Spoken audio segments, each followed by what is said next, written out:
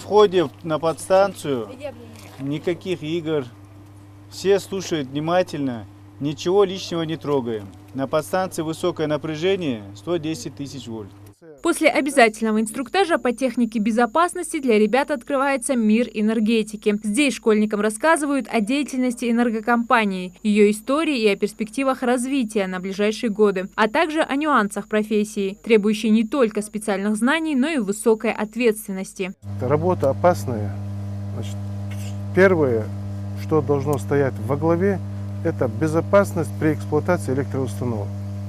Жизнь человека, она превыше всего. Делясь впечатлениями, девочка рассказывает, что сегодня узнала много нового и интересного. Мне кажется, подобного рода акции надо проводить почаще, так как для нас это живая практика, так как в 7 классе у нас появился новый предмет физика, и для нас это очень любознательно.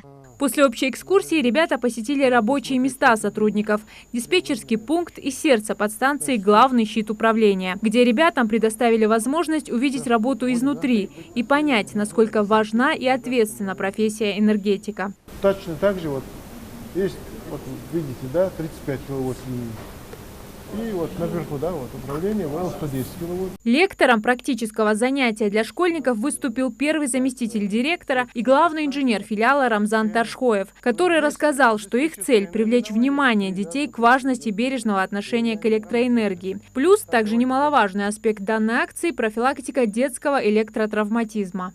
Детям по их энтузиазму было видно, что им очень интересно, было много вопросов. Значит, кратко рассказали работу нашу, каким образом устраивается день в этом РЭСе, районных электрических сетях, функции, обязанности персонала.